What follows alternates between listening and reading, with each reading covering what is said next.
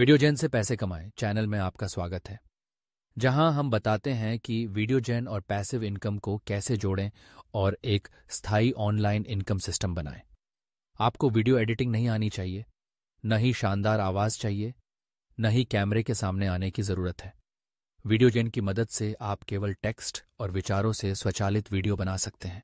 इसके बाद आप आसानी से अपना कंटेंट चैनल बना सकते हैं, उत्पाद प्रमोट कर सकते हैं, एफिलेट मार्केटिंग कर सकते हैं और धीरे धीरे पैसिव इनकम बना सकते हैं। आपका कुछ भी नुकसान नहीं है। नीचे दिए गए लिंक से वीडियोजेन को मुफ्त में आजमाएं।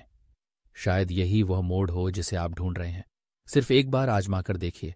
आपको महसूस होगा कि वीडियो एक डिजिटल संपत्ति है और वीडियोजेन से आप सैकड़ों ऐसे वीडियो आसानी से बना सकते हैं। आपकी सफलता और आर्थिक स्वतंत्रता की शुभकामनाएं। अब देखिए एक कहानी जो पूरी तरह से वीडियोजेन द्वारा स्वचालित रूप से बनाई गई है। राजकुमार अहमद और परी बानू की कहानी। अनुवादित। मूल कथा। Prince Ahmed and the fairy Peri Banu. पुराने समय की बात है, जब सितारों को अब भी देवता माना जाता था।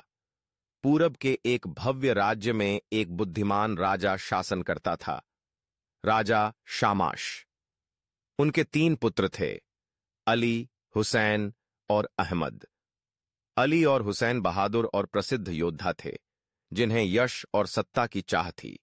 लेकिन सबसे छोटा राजकुमार अहमद एक शांत स्वभाव का युवक था, जिसे किताबों, पुरानी कथाओं और रहस्यमयी देवताओं में विशेष रुचि थी। अहमद की आंखें गहरी और चमकदार थीं, मानो रात के तारों की तरह, और उसका हृदय अत्यंत संवेदनशील था। बचपन से ही वह झील के किनारे बैठकर किताबें पढ़ता और कल्पनाओं में डूबा रहता, दूर की दुनिया की, जिसे न कोई देख सकता था न समझ सकता था। जहां अली और हुसैन तलवार और घुड़सवारी में प्रतिस्पर्धा करते, वहीं अहमद महल के विद्वानों से ज्ञान प्राप्त करता और रहस्यमयी विद्याओं में रुचि रखता। एक दिन राजा शामाश गंभीर रूप से बीमार पड़ गए। राज्य के किसी वैद्य या हकीम के पास इलाज नहीं था। राजा की हालत दिन ब दिन बिगड़ती जा रही थी और पूरे राज्य में भय फैल गया।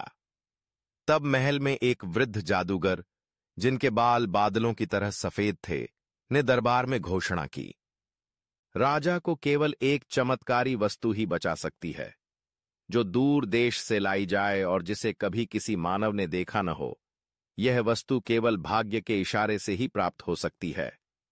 राजा ने यह सुनकर अपने 3 बेटों को बुलाया और कांपती आवाज में कहा, मेरे पुत्रों, जो कोई भी 40 दिनों के भीतर सबसे विलक्षण और मूल्यवान वस्तु लाकर मेरे प्राणों की रक्षा करेगा, वही राज्य का उत्तराधिकारी बनेगा। 3 राजकुमारों ने आज्ञा सिर झुकाकर स्वीकार की और तुरंत यात्रा पर निकल पड़े। अली पश्चिम की ओर गया, हुसैन उत्तर की ओर और अहमद ने दक्षिण की दिशा चुनी, उस रहस्यमय जंगल की ओर जहां साधारण मनुष्यों का जाना निषिद्ध था। अली एक प्राचीन राज्य अवांत्रा पहुंचा, जहां उसे एक जादुई दूरबीन मिली, जो एक तपस्वी द्वारा संरक्षित थी। यह दूरबीन दुनिया के किसी भी स्थान को देख सकती थी, जैसे स्वर्ग की आंख हो। इसे पाने के लिए अली को बुद्धि की परीक्षा में विजयी होना था, और उसने अपनी वाक्पटुता और आत्मविश्वास से यह हासिल कर लिया। हुसैन पर्वतों की उन घाटियों में गया जहां जादूगर उड़ने वाली कालीनों का उपयोग करते थे। वह रेतीली आंधियों और तमाम कठिनाइयों को पार करते हुए एक ऐसा कालीन ले आया जो पलक झपकते ही किसी को भी किसी भी स्थान पर पहुंचा सकता था। उधर अहमद गहरे जादुई जंगलों में गया, जहां एक छिपी हुई घाटी में वह पहुंचा, एक ऐसी जगह जो रात में चमकती जड़ी बूटियों, रजत धवल झरनों और इंद्रधनुषी फूलों से भरी हुई थी।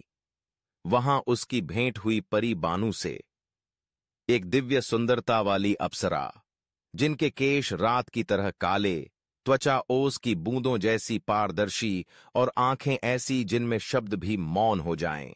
परी बानू फूलों की परी लोक की रानी थीं, एक ऐसी भूमि जहां न द्वेष था न लालच। वह मनुष्यों को अपने राज्य में प्रवेश करने नहीं देती थीं। जब उन्होंने अहमद को देखा तो उसे वहां से लौट जाने का आदेश दिया, लेकिन अहमद ने हार नहीं मानी। दूसरे दिन वह फिर लौटा, इस बार इंसानों की कहानियां फूलों को सुनाने के लिए। तीसरे दिन वह झरने के किनारे सारी रात बैठा रहा, सिर्फ जंगल के कीड़ों की धुन सुनने और उसकी एक झलक पाने के लिए। धीरे धीरे परी बानू का दिल पिघलने लगा। उन्होंने कभी नहीं सोचा था कि कोई मानव इतना धैर्यवान, संवेदनशील और सच्चा हो सकता है। चौथी पूर्णिमा की रात को वह उसके सामने प्रकट हुईं और बोलीं, क्या तुम्हें इस पवित्र जंगल के श्राप का भय नहीं? अगर तुम्हारा दिल सच्चा न होता तो तुम अब तक रेत में बदल चुके होते। अहमद मुस्कुराया, मुझे किसी बात का डर नहीं, सिवाय इसके कि तुम्हारी आंखों को फिर कभी न देख सकूं। परी बानू भाव विभोर हो गईं। उन्होंने उसे एक पन्ने की जादुई सेब दी, जो सहस्त्र वर्षीय जीवन वृक्ष से उत्पन्न हुई थी। हर शताब्दी में केवल एक ही फल आता था, और यह किसी भी बीमारी, चाहे वह मृत्यु का संकेत ही क्यों न हो, को भी ठीक कर सकता था। अहमद ने विदा ली। हृदय भारी था, पर मन में आशा प्रबल थी। वह स्थान पर लौटा जहां अली और हुसैन उसका इंतजार कर रहे थे। अली ने अपनी दूरबीन से देखा कि राजा अंतिम सांसें ले रहे हैं। हुसैन ने तुरंत उड़ने वाला कालीन फैलाया और तीनों भाई महल की ओर पल भर में लौट आए। लेकिन वह अहमद ही था जिसने जादुई फल राजा के मुख में रखा। कुछ ही क्षणों में राजा का पीला चेहरा फिर से रंगत पाने लगा। उन्होंने आंखें खोलीं और तीनों पुत्रों का हाथ थाम लिया।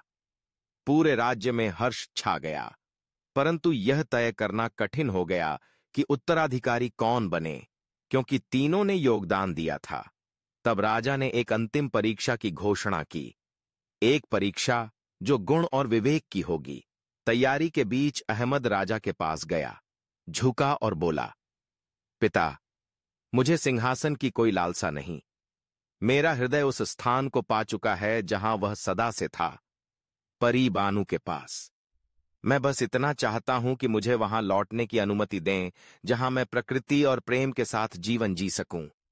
महल स्तब्ध रह गया, लेकिन राजा शामाश, जो इस विनम्रता से गहराई तक प्रभावित हुए, बोले, जो सिंहासन को त्याग सकता है वही उसके योग्य होता है। लेकिन अगर तुमने प्रेम चुना है तो मैं तुम्हें रोकूंगा नहीं। राजा ने अहमद को मानद युवराज की उपाधि दी और परी बानू से उसके विवाह की स्वीकृति दी। एक पुष्प महल पवित्र जंगल में बनाया गया, जहां मनुष्य और परीलोक की सीमाएं विलीन हो गईं। उनके विवाह के दिन आकाश के सारे पक्षी इकट्ठे हो गए। फूल रात में भी खिल उठे और वर्षा तक रुक गई, सिर्फ देखने के लिए। उस दिन से अहमद और परी बानू प्रकृति के बीच एक साथ रहने लगे। दो दुनियाओं की समझ को उपयोग में लाकर राज्य में शांति और समृद्धि फैलाने लगे। उन्होंने लोगों को सिखाया कि धीरे जीना चाहिए, प्रकृति से प्रेम करना चाहिए और अदृश्य चीजों का भी सम्मान करना चाहिए, क्योंकि जीवन का सबसे अनमोल खजाना कोई ताज नहीं, बल्कि वह हृदय है जो पूरी सच्चाई से प्रेम करता है। यह कहानी समाप्त होती है, लेकिन अहमद और परी बानू का नाम आज भी जंगल की फुसफुसाहटों में, झरनों की गूंज में और पवित्र वृक्षों पर चांदनी की छाया में जीवित है, जहां एक प्रेम ने हर सीमा को पार कर फूल खिलाया। वीडियो देखने के लिए आपका धन्यवाद। क्या आपको आश्चर्य हुआ? यह पूरा वीडियो स्क्रिप्ट, चित्र, आवाज और एडिटिंग सहित पूरी तरह से वीडियोजेन से ऑटोमेटिक रूप से बनाया गया है, बिना किसी शूटिंग या एडिटिंग के। अगर मैं कर सकता हूं तो आप भी कर सकते हैं। केवल एक कंप्यूटर और कुछ क्लिक के साथ आप यूट्यूब, टिकटॉक, फेसबुक या किसी भी प्लेटफॉर्म के लिए प्रोफेशनल वीडियो बना सकते हैं। आज ही अपनी क्रिएटिव जर्नी और निष्क्रिय आय की शुरुआत करें। नीचे दिए गए लिंक से वीडियोजेन को मुफ्त में आजमाएं।